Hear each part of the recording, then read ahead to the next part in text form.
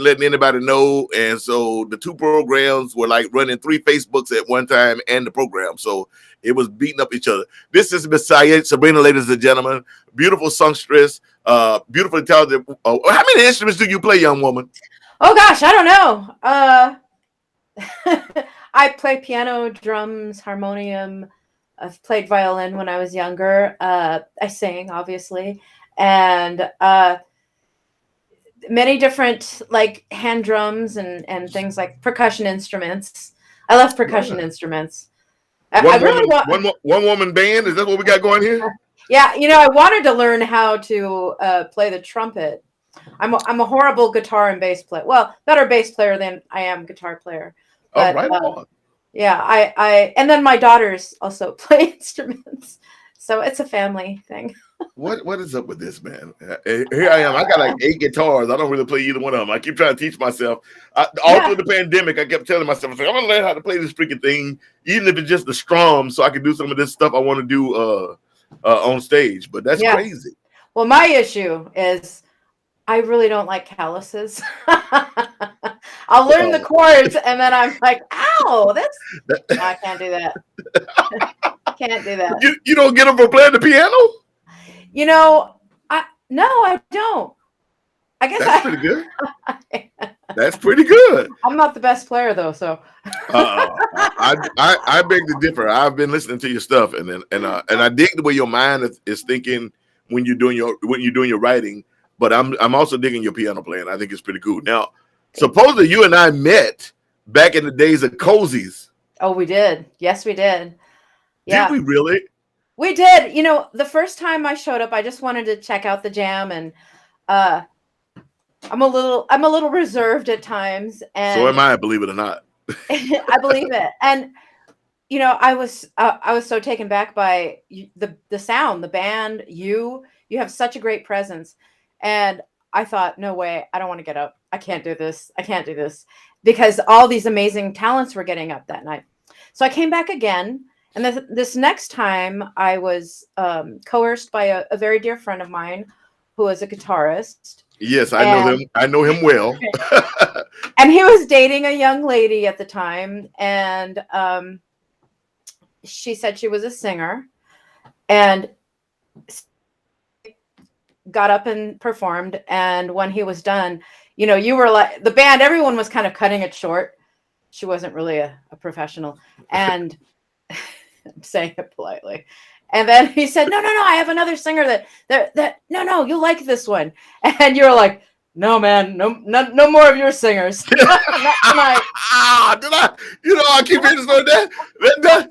I'm usually such a easygoing person. I can't believe it must have been really bad that I would say something like that. It must have been. But you are so polite and so kind, and you're a very honorable human. So you were like, okay, fine, one song.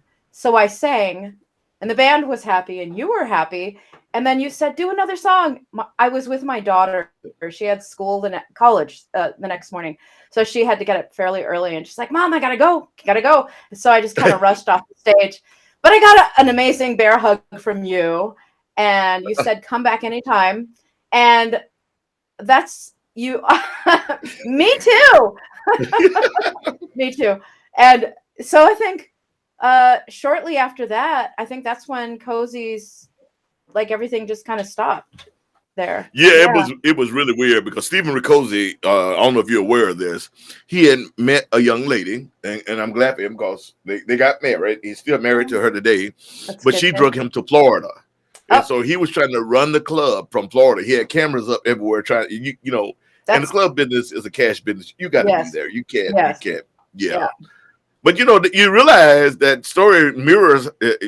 First of all, the video I just played from you, Ed and I, your manager and I, was talking. I was showing him a video of mine that I'd done, and I was trying to play a few minutes ago. I'm gonna try again. Oh, he told me about that one. That you know what? Let me see if I can even get it up on while we up here. I probably should leave good enough alone, but because it's doing something kind of strange right now. Let's see if I can get it. Get it to go all the way back. There we go. Let me do it now. So check this out. What? Oh my God, I love this. Oh, that's beautiful.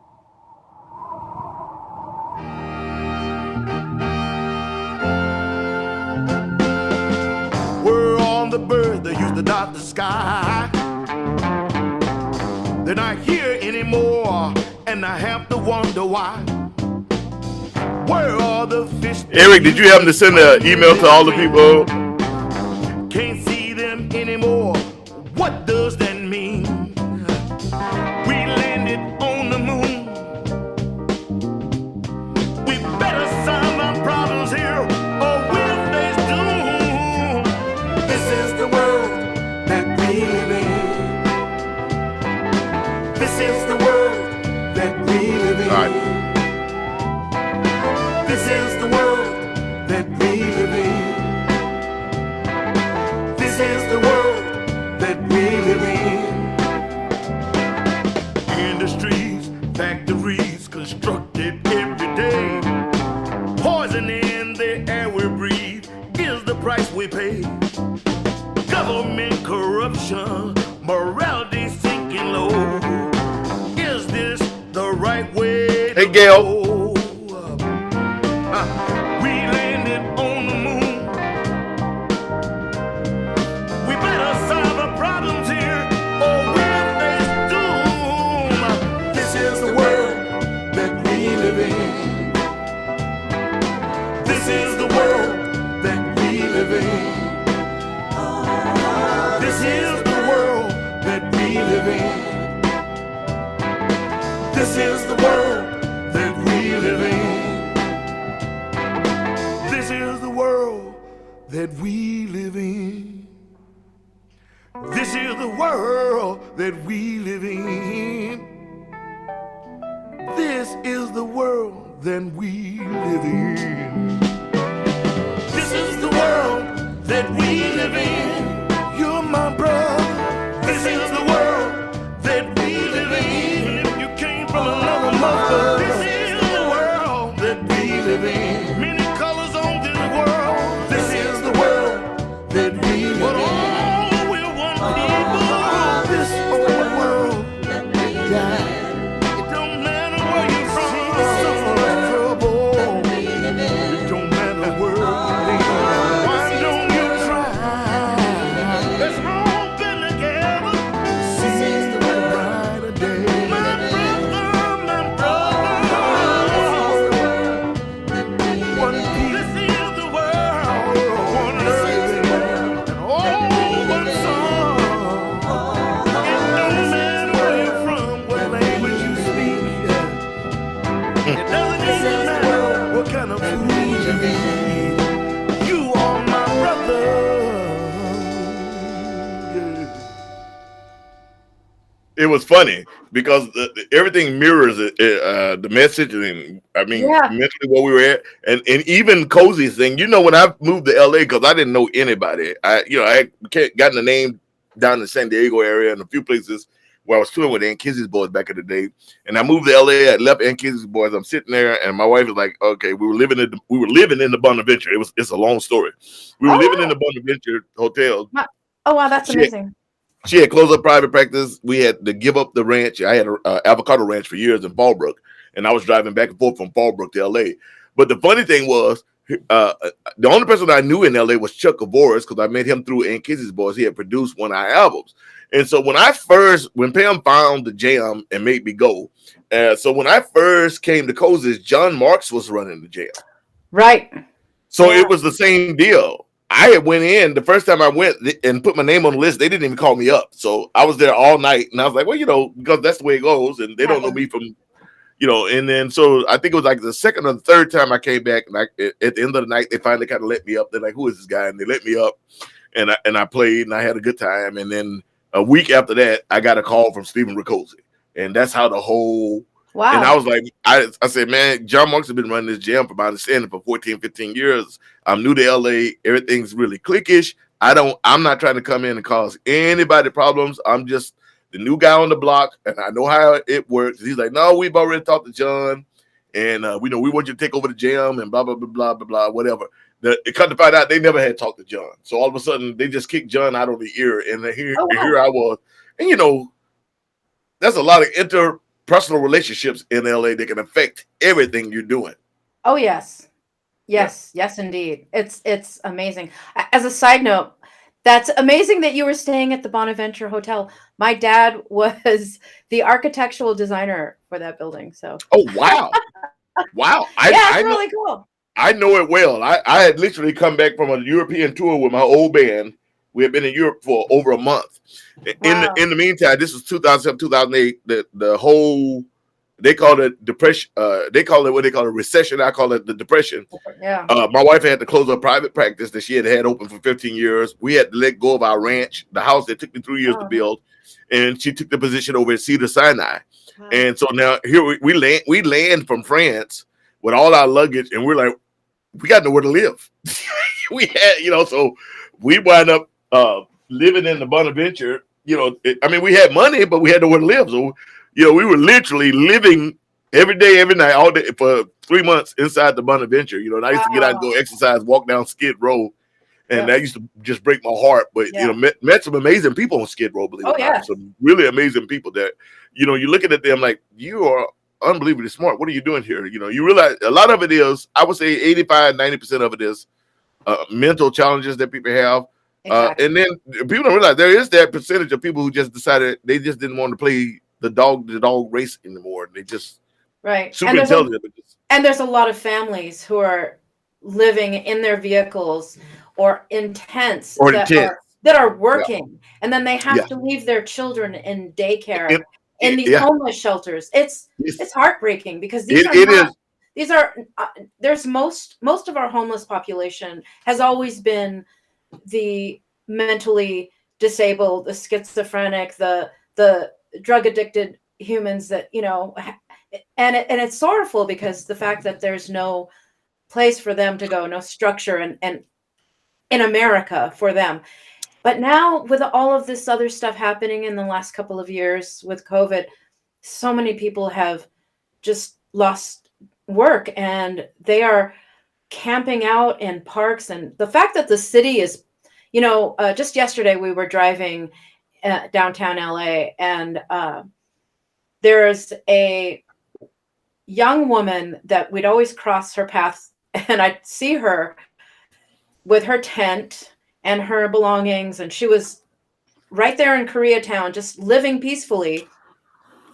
So yesterday, I used to right there on 3rd and Pico is where I used to live. Oh, get out! I lived right on Olympic and Hoover. It's basically like, I know you had. Yeah, I grew up there. In the middle of the night when I come in from gigs, I go to that Winter Schnitzel right there on Olympic because it goes right up the street to my house. Oh, get out! That's so funny. And that liquor store right there is where I buy my cigars. And that laundromat. No, I know you had. Go ahead, but go ahead. Finish what you were saying. In town out there. Truly. Yes. Yeah. So, oh man. So her tent and everything was just all we could see was a black spot in the ground where someone had either deliberately burned her tent down, or maybe she started a fire for warmth. Oh, but all the other homeless encampments that as we're driving down the street, that are usually there, you see clothes tossed all over the area. Apparently, there is an actual team of, I don't know what the organization is, but they come in and they take all the belongings, or they just kind of dump their stuff and expect that these homeless people are going to leave. They've just made their lives worse is what they did. Yeah. They've taken their only belongings that they have, the only piece of humanity, the only piece of their lives that feels like they're humans. I mean, honestly, people won't even look them in the eye. It's really a tragedy because I've been homeless, and it's, it's a completely different world once you are in that position, because people don't necessarily care as much as you would think they do. And I was a child on the streets. So that it's a very sad thing in our country. And I've been very close, and I was pretty much homeless growing up. I mean, we got lucky. I always say lucky. One of my uncles had an old abandoned house that was actually condemned, and we lived there for a year. Taking baths outside because there was no running water. There's no, so I've been there. But in our country, we've always had this really sad stigma for mental illness. And Yeah. but what, just touch a little bit on what you were saying a second ago. What I learned living at the Bonaventure were the working homeless. What you were talking about. Yeah. People don't realize how many people that are homeless actually have jobs, that Yeah. they're living paycheck to paycheck. And you know, and people say, well, why don't they get a house? I'm like, you know, even to rent a house, you got to have a phone number, you got to have this, you have that. And sometimes when you're homeless, you don't have those luxuries to be able to do that. I mean, it's a little different now with cell phones, but you know, a lot of companies use like if you had a PO box, which like a lot of homeless do, they wouldn't mail things to a PO box. You had to have an actual physical address. You know, Yeah. it's almost in our country like once you get below that, you know, most of the country is probably paycheck to paycheck. Oh But yeah. once you get below that, and like you say, you quote unquote you are working homeless. The system is set up where you almost will never get back on your feet without help, no That matter is what you so do, true. unless you come into some great windfall out of the blue. You're Oh just yeah. kind of screwed. Oh, that's absolutely true. And you know, applying for welfare, they don't make it easy. So you've got to have all these different, you know, substantial things, an address. Yeah, And yeah, and if you don't have that, you're kind of screwed. And then, you know, once you're in the system, also they make it very difficult. You know, I was a teenage mom and I was on welfare, and I also worked, and it was really difficult because people don't want to hire you when they, you know, they know I about know. you. It's like, oh, you're It's the what? So it's the weirdest thing, and it's been yeah, that way forever. I mean, my mother was on food stamps. We called them food stamps back then. It yep, was welfare, but we just called it food stamps. And we had real food stamps with the books and the whole yep, nine. I go there yep, because hey, I've been there and done that, and you know, and God bless that they had that because yes, you know, like I said, there were always days that we would go 5-6 days without anything to eat. It's just the way it was. But you know, the food stamps would come around. But you're right, it's amazing. But we're the richest country in the world. And hmm we can play big. And I'm an hmm ex-Marine, so I'm gonna say this: I'm a 10-year Marine, ex-staff hmm sergeant. I should say ex. I'm a Marine vet, and we can spend billions of dollars a day or a month on a war that absolutely does nothing for our country, but yet and still we'll let millions and millions and millions of Americans and people are like, well, there's nowhere. I say, listen, man, I'm a touring musician. I drive back and forth across this country daily. There are so many wide open spaces where there's nothing where you know $30 million, not we ain't talking about billion, $30 million could build a small town to help people, but you know, even outside, even here in California, even wherever, to help people get right, back on the feet, but it's no willingness. And then unless there's an outcry from the public, you know, the government doesn't care. They just yeah, like, oh well, one more person off the teat. You yeah, know, they just it's sad. But yeah, I and don't it's know what led us to that, but I thought it was on my heart and it needed to be said, I think. right, and the fact that we have these billionaires who they could be doing something like that. There's more children right now who the ones who are going to school, you know, who in the brick and mortar buildings, not the ones at home, but even the ones at home that don't have breakfast, you know? I mean, that was my child. I I, had to take her to school and have them feed her breakfast because I could not. And well, that's heavy. it's it is heavy, and my mother went through the same thing. I mean, a lot of times the only time we ate is what we ate at school. I Yeah. always, my brother and I, Gusto from Brazil. How you doing, brother? My brother and I was talking about this a few days ago. We were remembering how somehow or another the school had messed up, and they had me on free lunch and him not on free lunch, Oh but no. we shared a lunch period together. So the what do you call them? The lunch line lady. She saw me a couple of days sharing food with this other young man.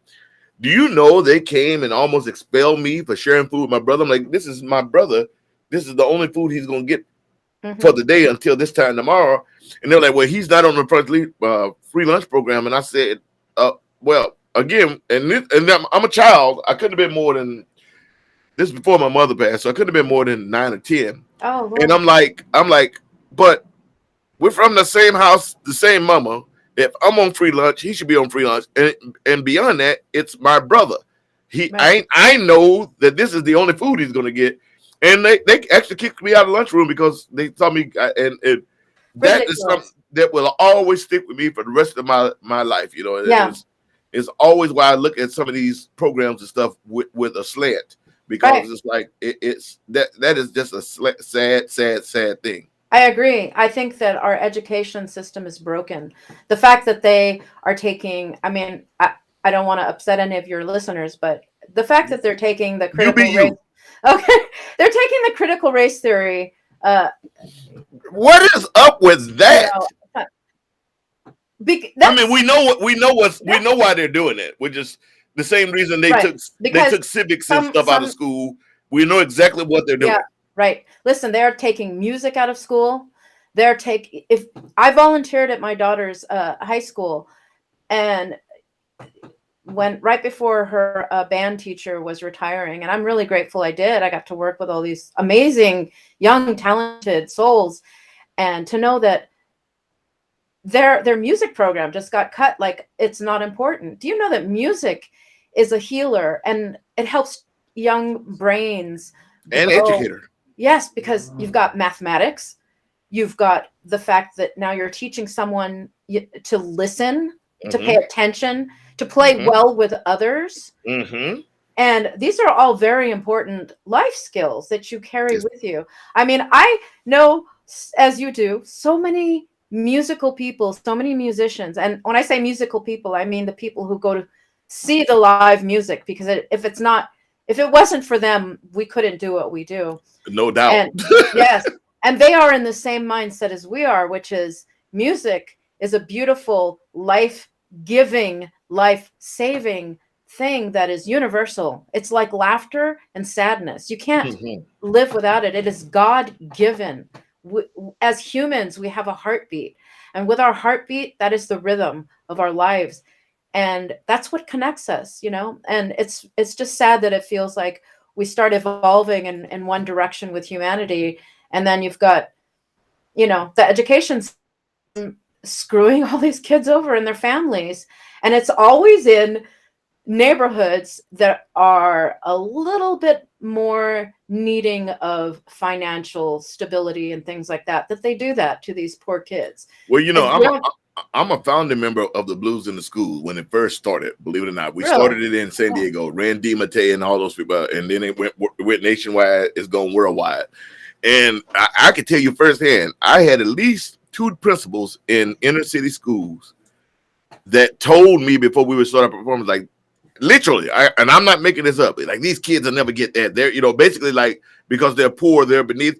And I would tell you, inevitably, those were the kids that just lost their mind. And then we would do we come in and play 30, 40 minutes.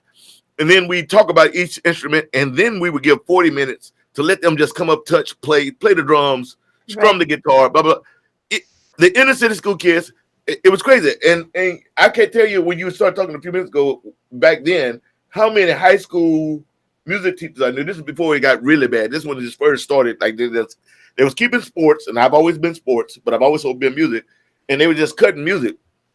And I would talk to these high school band teachers, and they would be like, "Man, I got uniforms for 140 kids. I got 70 kids that know how to play." And I was like, "This is before we started the blues in school." And I remember thinking, like, "What do you mean you got?" He's like, "Well, they're not learning them from 2nd and 3rd grade. They're not getting the accordion. They're not getting the what do you used to call that thing that?" The ukulele. No, it looked like a guitar, but it had like 12 strings. And almost all schools had it, and they would give you flutes, and they would give. I can't even think of the name of the thing. Oh. But basically that to cultivate that desire of music. So by the time they get to high school, people don't realize that when you're a band teacher in high school, you got 150, 160 students. You're not really teaching them how to play the instrument more. It is how to play an ensemble and how to read music. So they've learned, they've gone through, like, maybe they started out as a saxophone player and then gravitated to the bass, or they started out as a flute player and went over the trumpet. So by the time they get to the 9th grade, they've had 4 or 5 years of playing. So you're kind of cultivating that and tightening it up. But he wasn't even having enough kids coming through that even knew that had ever touched an instrument live. Wow. So, like, he had all these uniforms, he had all these instruments, and he had no students to fill them.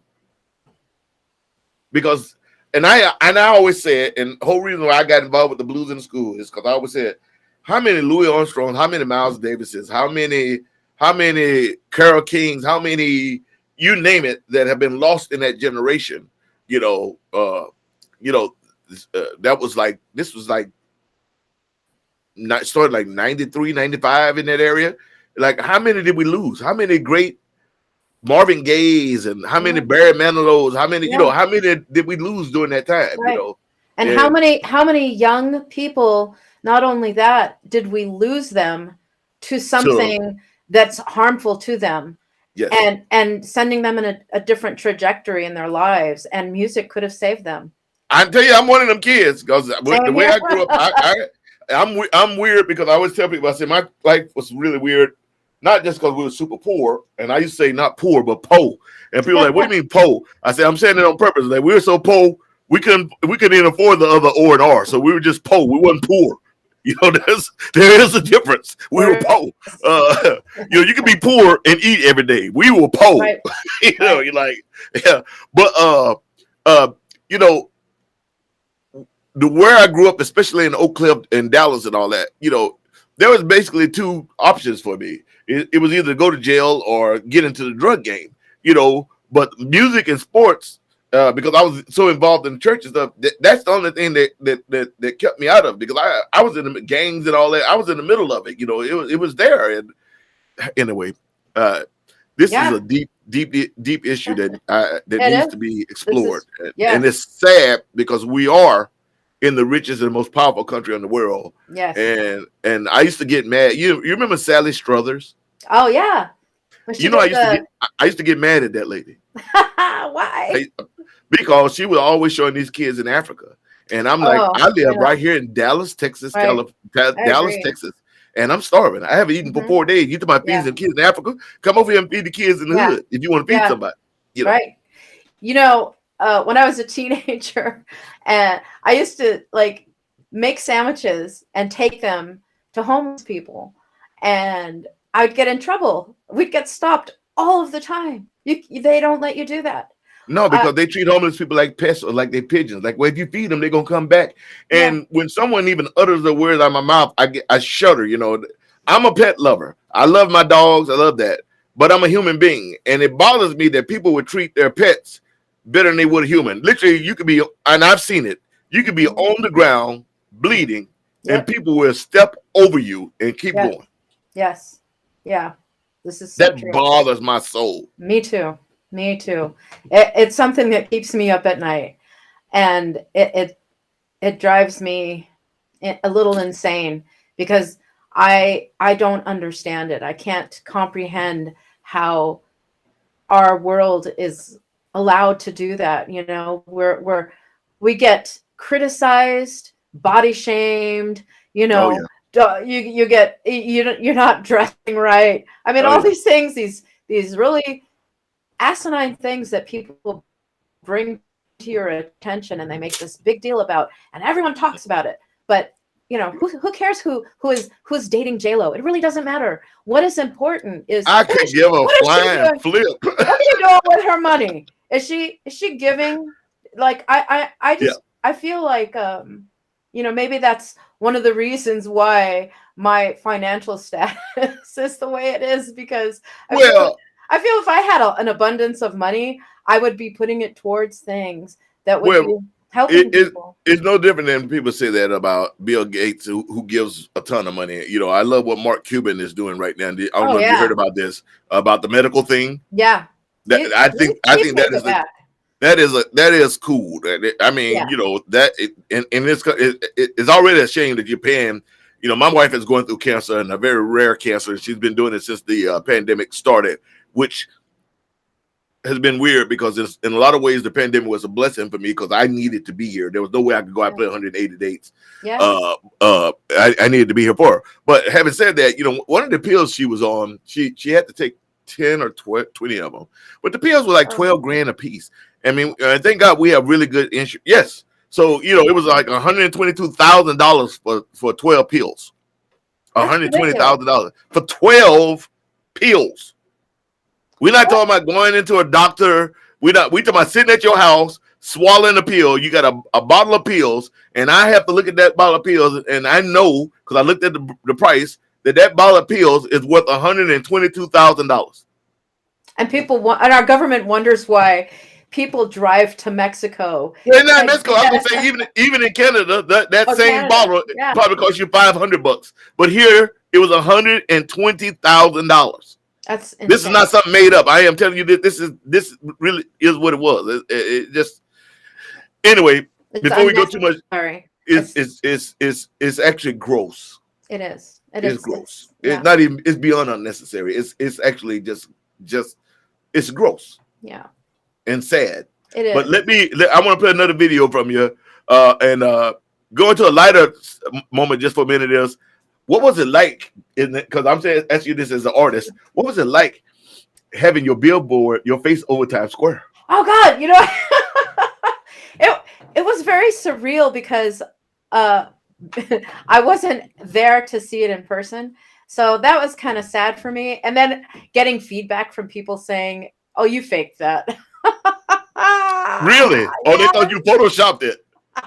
And then, of course, the pandemic started, and it was like right after at the end of the end of our tour, we get back home and we're hearing all this news, and I was really hopeful and really hoping that we were going to end up going out in that direction and be out that way and keep the momentum going, and everything just kind of stopped.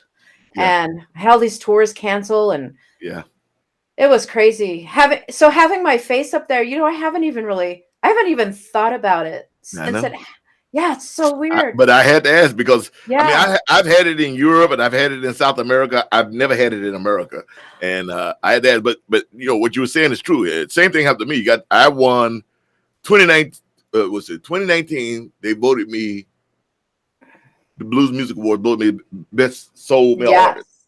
Yeah. I was in Metz, France, on the French-German border. 2 weeks later, and in the middle of the night, I get a phone call from Willie J. Campbell telling me congratulations, and I'm like, congratulations for what? What are you talking about? He's like, man, you was nominated for a Grammy, and I'm like, what the hell are you talking about? Nominated? I said, this is Sugar Ray you're talking to. He's like, yeah, I do. And then my wife called me, and then I went the 2020 Soul Male Artist, and then the BB King. We're in the middle of the pandemic. Matter of fact, my media guys backstage. How do you celebrate that with your audience? Not only that, it was wasted because I didn't even get to capitalize on it. I had all these festivals. They've been pushing me over to AAA a lot. I'm always be a blues guy, but they've been really pushing me to AAA, and I'm like, I couldn't go out tour behind it. I couldn't go out do media appearances. Wow. It's sitting on the shelf back here with the rest of these trophies, which are cool, and they made me feel good. But I couldn't even capitalize on 20 years of hard work to get there. Right, and that's the reason.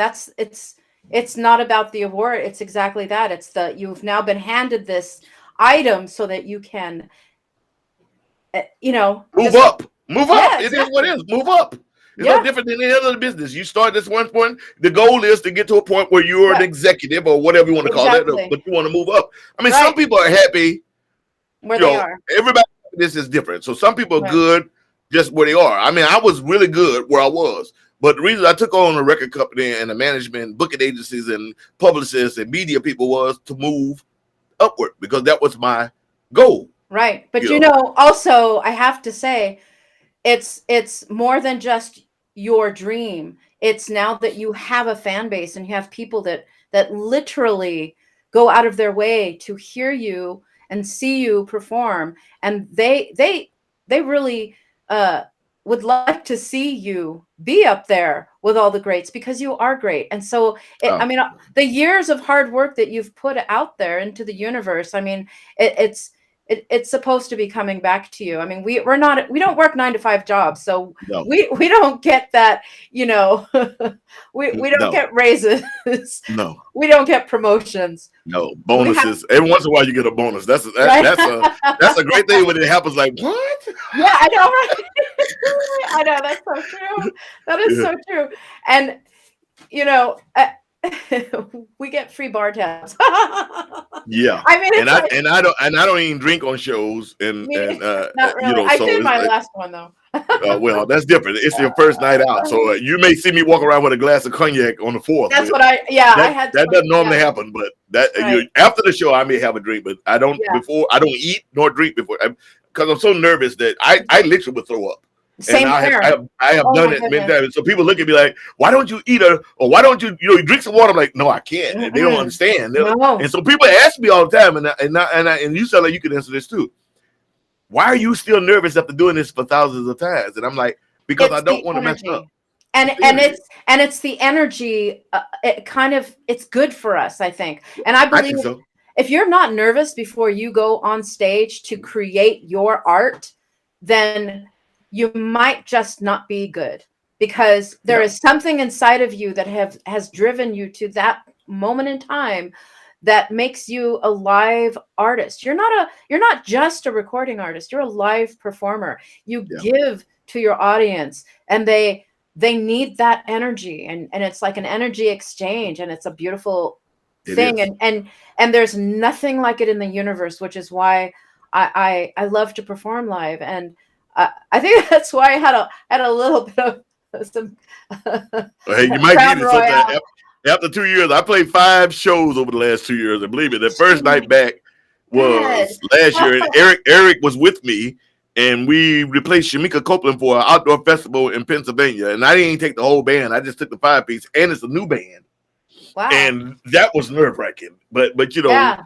you did what you got to do. But listen, before we go there, I want to say again, this is Sayed Sabrina, and I want to play, if this will work. And I'm sorry this is already gone over a bit, but it was so messed up that we could, if you got a few more minutes, we want to go over so we can actually You have all my time. and I will promise to get you back too. But here, check this out. Here's another great video. And remember now, ladies and gentlemen, all these songs are written, performed, thought, and from inspiration to being on the page by this young lady here, Miss Sayed Sabrina. Check this one out. I'm gonna pull me off.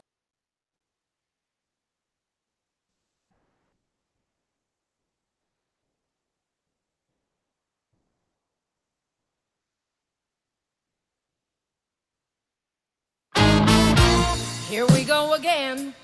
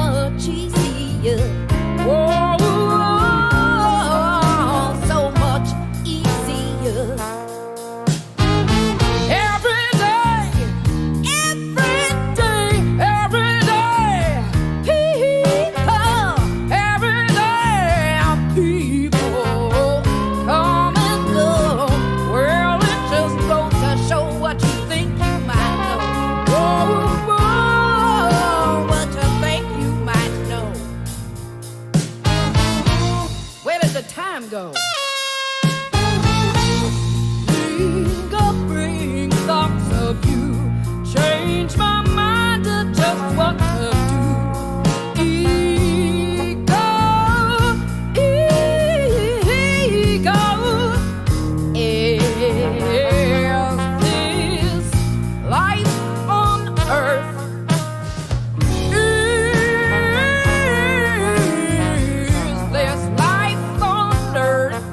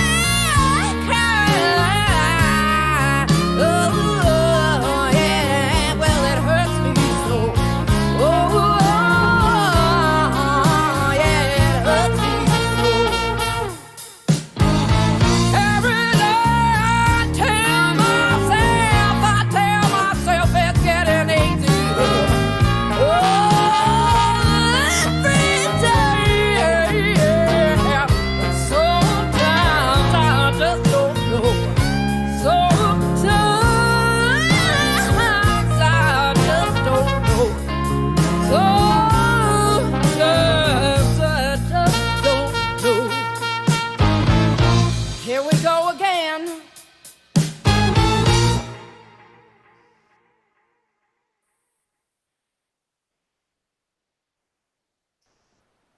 Right on, right on, right on. Thank you. And that is the wrong camera. But I guess it doesn't matter because the other camera has just disappeared on his arm. Oh. So I'm not going to touch it. All right. Every day. Why is that so? Let's bring this up here. And Eric, you putting up all kind of stuff. You and Nicole. Right on. So I know you just played a show Sunday, and I heard that it was packed. And same thing that we have been really weird. Pre-sales are just so weird now. Yes. With the pandemic because people are afraid to buy. I told the team. I mean, I know it's their job to really push and worry about that stuff, but some of it is like I told them, people have bought tickets that haven't even been refunded from 2 years ago, or they've been put off. I see right now. I think there's a bit of jitters of like what's happened with COVID. If I pre-buy a ticket, will I be able to get my money back?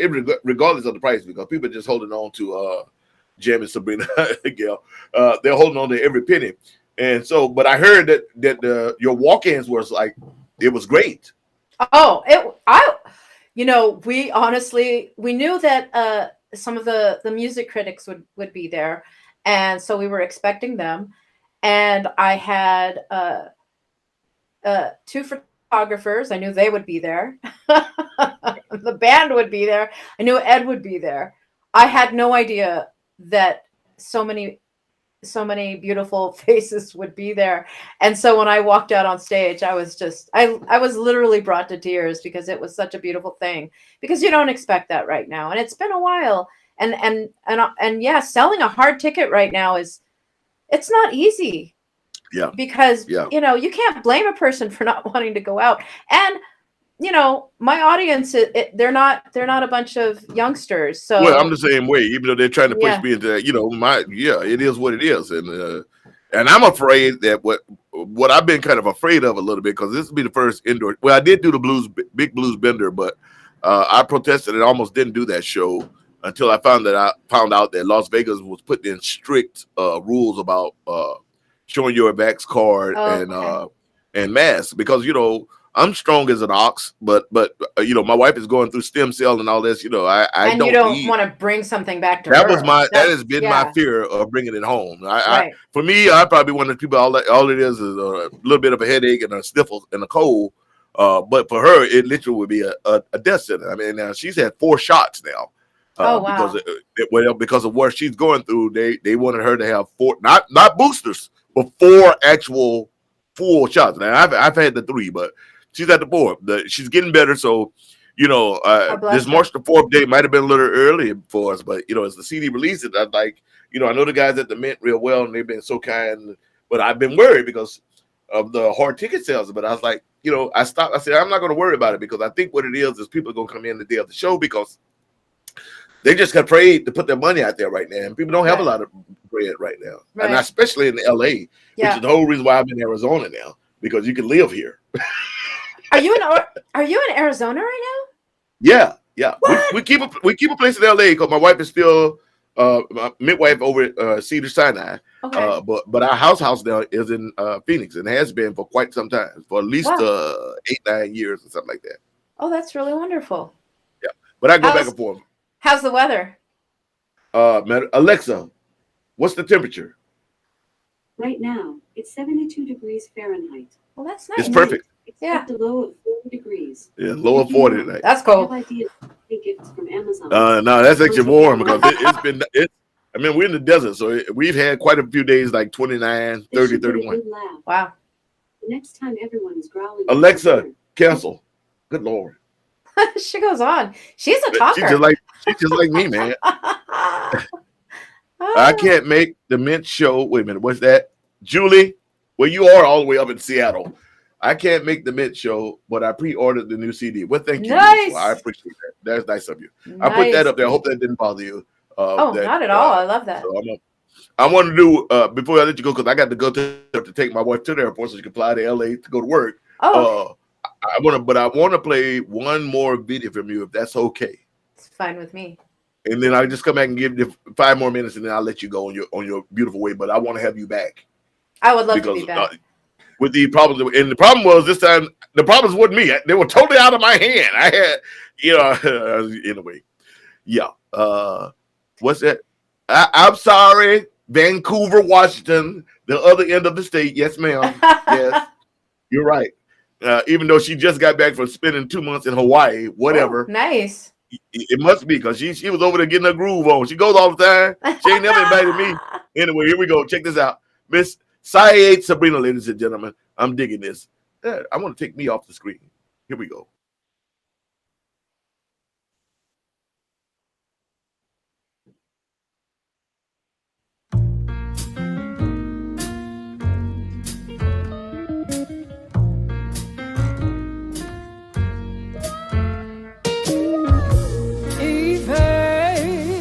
After I've washed my makeup off, I haven't watched the thought of you away. How can anybody treat somebody that way? Ooh, children, whoa, ooh, bad men, whoa.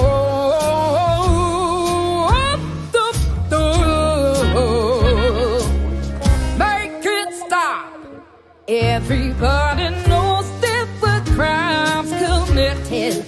People have already spoken up. What you gonna do now that you have been called out?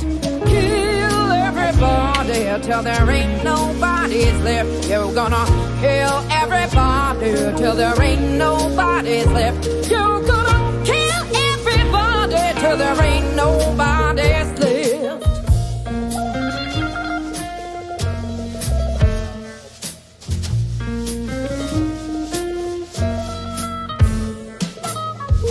Even after you declined, they only gave you censorship. How can anybody treat somebody that way? Ooh, humanity, whoa, ooh, your government will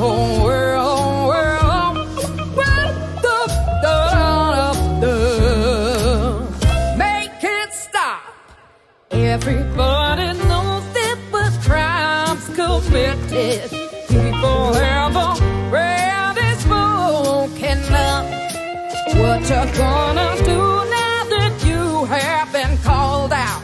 Kill everybody till there ain't nobody's left. You gonna kill everybody till there ain't nobody's left. You gonna kill everybody till there ain't nobody's left. Or you gonna kill everybody till there ain't nobody's left. You're gonna kill, that's right. Kill everybody, but you want so much to be left.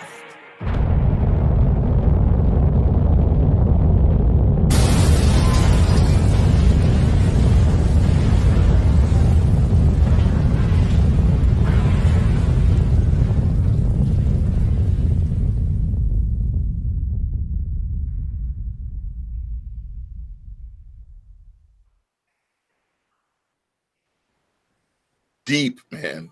I like that. I like that. Way to speak your mind, man. Thank you. Like that. I like that. Thank I you. think Ed was a little nervous about playing that one. He thought I was like, no, man. I listened to it that night, and I was like, it's truth, it's right, and it's holding the mirror. In my opinion, I didn't write the song, but I like it because in my way I see it is it's holding the mirror up, and you got to look at it. And Exactly. I like that. And Yes. we need more of that self-reflection as a society, in my opinion. Yes, truth is power for the people. Yes, indeed. Yes. Which is why we have to have a free press. Yes, we do. This is true. I mean, we may not like it to hear everybody's side, but we need to, because that's the only way we can heal and have a communication. And when I grew up, that was the American way, you know. See, and that's why I always tell people that what I fight for is civility. And people look at me like, "What do you mean?" I say, I grew up in America. It hasn't been fair for a long time, but at least people had the civility to listen to one another's argument. Yes, I might not agree with you, right, but I still will listen to your argument. Now we're at a point where you say one word that I don't like, I'm leaving the conversation. Yeah, we need to have differences of opinions. We have to. It's part of being American, and it's part of our freedom, our right to freedom is to have our own opinions. We have our own belief systems. We have our own ways of doing everything. I mean, we all like whatever it is we like, and that is a personal thing. And to have an outside source criticize and tell us, no, you're wrong, you can't speak, silence, it's not, it doesn't work well. And it causes just so much, horrible stuff happening in the world. I really believe that we just need to communicate and be honorable to each other.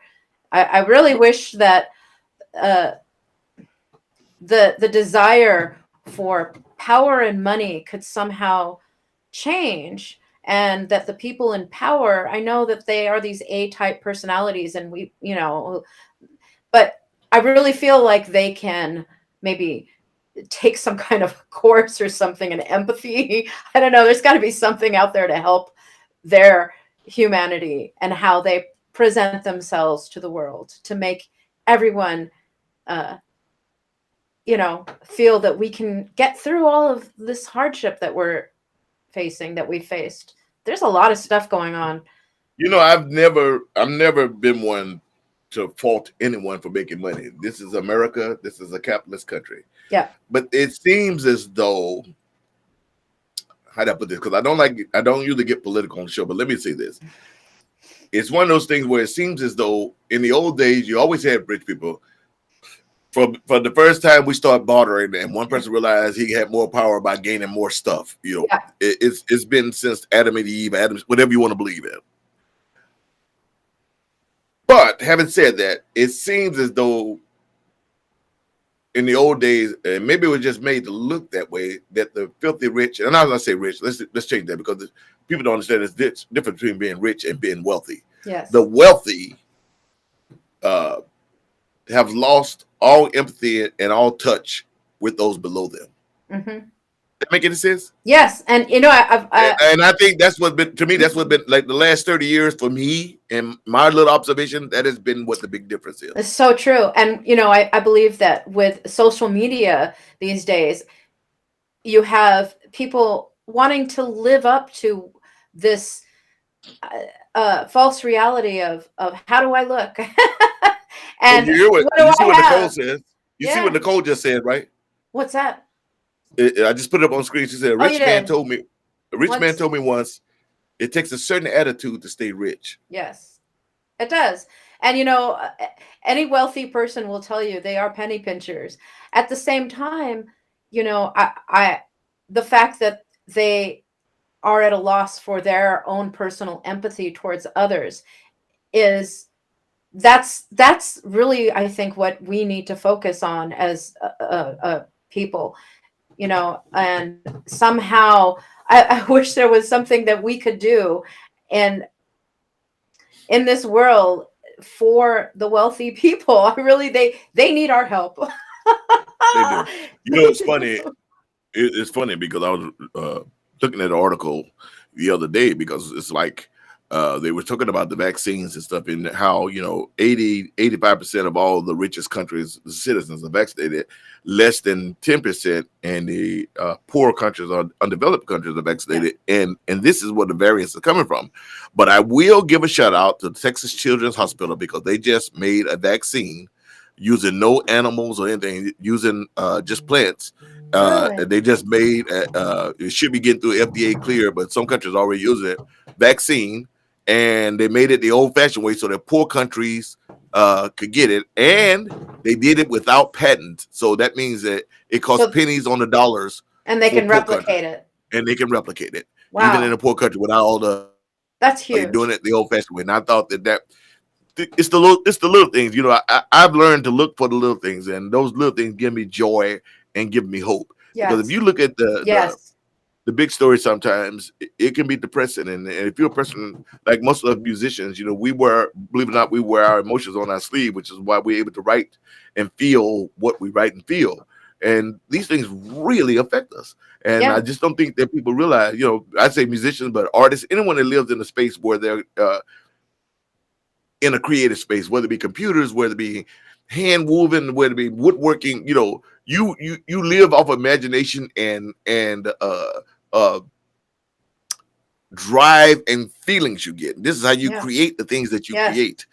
And so, I look for those glimmers of light through the curtain, so to speak. Yes. So I thought I was put that out there. I think Texas Children's Hospital, blessings on you and your staff. And out of Texas of all places. That's a And I'm from beautiful. Texas. Yeah. And I'm from Texas, and I can say that out of all places, That's a Texas. But that's a beautiful thing. beautiful. That is. That's it gives me chills when I hear stuff like Well, that. yeah, because we can vaccinate America, France, Canada, Germany, the Netherlands, and all that where we got money. But the problem is Delta variant, Omicron variant, India, and Africa, and these are countries that they Yeah. can't afford the vaccine. They're making the vaccines there. They can't afford to buy it themselves. Yeah. And This is so and true. Yeah. the fact that they've come up with a way that is a viable vaccine, and the efficacy is like 90 some odd percent. So it can Wow. be done. Yes. Yeah. I Yeah, have family in India. I have family in Fiji, and it's tough. It's tough out there. We've got a lot of stuff happening right there, and here in America, we don't even understand. Well, I we mean, say we first hear world Africa. We problem. don't we hear Africa in America, and I mean, we don't even know. We have no idea. It's a gigantic as is India, and these places. It's a whole different world and understanding than what we are used to. So just we're so lucky. We are so blessed, and we're in a place where even though we have many freedoms that are constantly strangled, so to speak, and we have so many horrible things happening to the young people, especially the African American children right now, but we're still blessed. We are still blessed. We have all of that crap going on, but we're still blessed. We are. It's got problems like any country, but it's a great country. Yeah. And I put my life on the line for 10 years to protect those ideas. And when you're a young man, your goals are not that lofty when you join the military. Like a lot of us, my goals was to get out of the ghetto and get a chance to have some type of life. But as an older man, and now that I've traveled the world many times and had done those things, you realize like it was all for a good cause. And yes. I think America is still a worthy cause. I still think it's a beacon. Yes, the light has dimmed a bit in my view, but I still believe I still would only want to be from this country right now and have the freedoms that I do have and the ability to fight for those that I want back. But having said all that, ladies and gentlemen, we've had Miss Sayed Sabrina, and we're going to have her back again because this has been one FUBAR session. And as you can see, she has a lot to say, and I have a lot to say to her. And I'm digging her mind, I'm digging her music, and it's a sexy, beautiful, courageous thing. And don't ever stop. Oh, thank Remember, you. Same to you, it's only when the critics start talking crap about you that you know you're doing it right. Yeah, so true. I can't wait to see you and hug you in person. I know. March, let me put that up again. Here we are. Sayed and I will be at the Mint, and I hope I said the name right because I hate when people misdo mine. Sayed and I will be at the Mint, March the 4th. There's the little flyer, you guys. My first indoor show, my first show in over 2.5 years in LA. So wow, I'm looking forward to doing it. Might just wow. I hope so. I think it will. So. I'm pretty sure it will. Yeah, there's so much excitement in the air for your upcoming show. I have to say, everyone's so thrilled. It's like, well, thank you for agreeing to be part of it. I am so, I'm just so enamored. So I feel so blessed, and this is a huge opportunity for me because I get to see you perform again. Right on. You're so And amazing. there will be a lot of industry insiders, a lot of AAA radio. Let me give a big shout to 88 points. It should be written up there. I don't want to mess it up. 88.5. I want to say thank you so much, AAA Radio, for sponsoring the show and getting out there and putting the word out. I appreciate that very much. And to the staff at the Mint, you know I love you guys. This will be my second release party at your venue. I love being there. You guys are great. No, thank you so much. I look forward to giving you a big hug. I look forward to hearing you live and shooting the crap backstage. So we have even more to talk about. It's going to be a great thing. As always, ladies and gentlemen, I am Sugar Ray. That is Miss Sayed Sabrina. And as I always say, please, for God's sakes, be good to one another and to yourself. Blessings on you all. We'll see you next Tuesday and hope we'll see you on March the 4th. Sayed, any last words? Yes, I just want to say ditto on that. Be good to each other because you never know who's got the blues. And it's just an important thing to smile at your fellow man or woman. I like that. I like that. We out, y'all. Peace.